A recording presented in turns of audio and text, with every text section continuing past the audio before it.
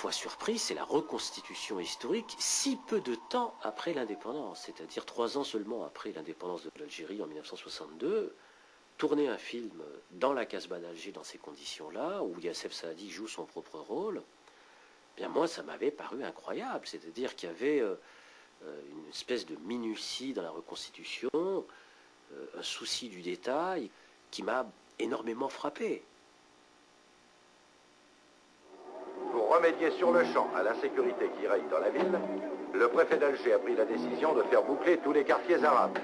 Lorsque j'ai visionné ces images, de temps en temps, je me faisais cette réflexion. On se trouve presque en présence d'un documentaire. C'était presque un documentaire.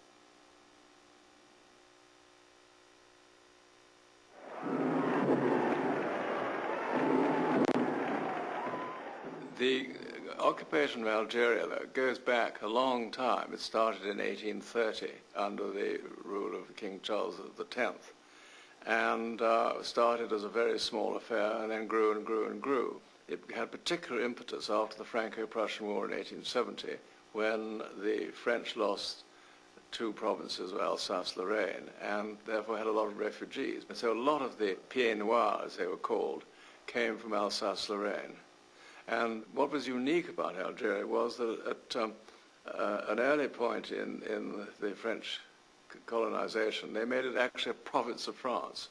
So it made it much more difficult to get rid of, to detach it from France, because it was like Normandy or Provence. The story is not a simple one. Of course, the Algerians resisted the conquest. The conquest was a very, very violent affair. It took the French over 40 years, from 1830 to 1871, to pacify, so to speak, as they would put it, to pacify the country. There were rebellions. The first one lasted for 15 years, from 1832 to 1847, the resistance led by the Emir Abdul Qadir in western Algeria, western and central Algeria.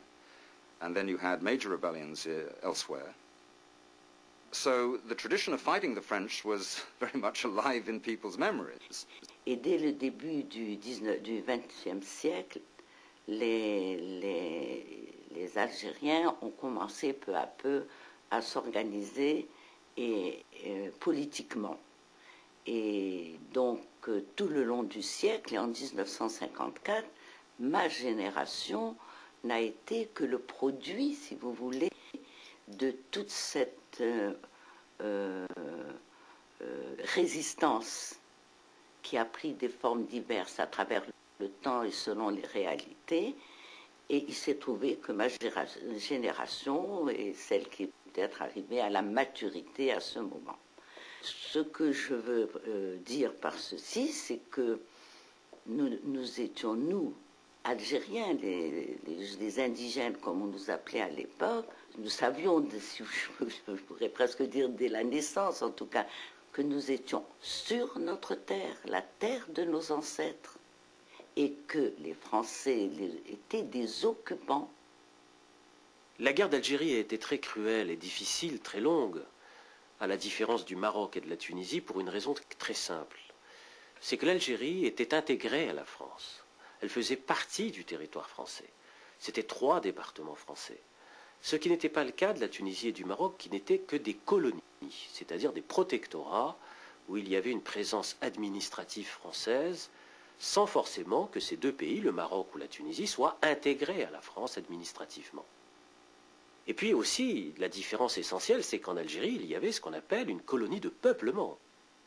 Il y avait, lorsque la guerre d'Algérie a eu lieu, il y avait près d'1 million d'Européens, comme on disait, ce qu'on appelle les pieds noirs, qui vivaient en Algérie. 1 million, ce qui est énorme. Et donc, le fait que l'Algérie soit intégrée à la France, le fait de l'existence de ce peuplement européen extrêmement important, fait qu'il était pratiquement impensable pour la classe politique française, dans sa quasi-totalité, d'abandonner l'Algérie.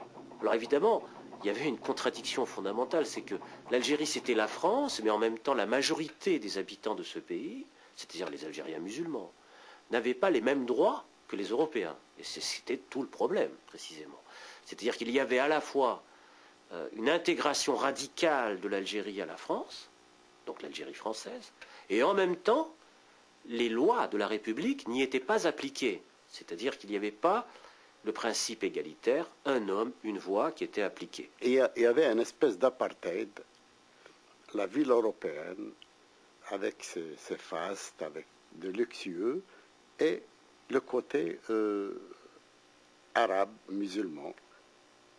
Et on pouvait réellement distinguer, même en étant jeune, qu'il y avait une différence de vie entre ces deux communautés, des endroits où on ne pouvait pas y aller. Par exemple, vous allez à la mer, vous avez le côté réservé pour nous, il y avait des galets, il y avait tout ça. Et les belles plages étaient automatiquement réservées à cette communauté qui nous faisait sentir quand même qu'ils étaient supérieurs et que nous n'étions que des valets. J'ai d'abord été à l'école française et à l'école française, j'ai appris que mes ancêtres étaient les Gaulois. Or, à la maison, on m'apprenait que mes ancêtres étaient des Arabes. Cette contradiction a pris une certaine tournure dans les années 40. J'ai été à une école libre qui était dirigée par l'association des oulémas.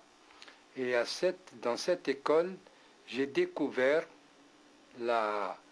l'histoire de l'Algérie. J'ai découvert, selon la terminologie de l'époque, que j'étais arabe et musulman.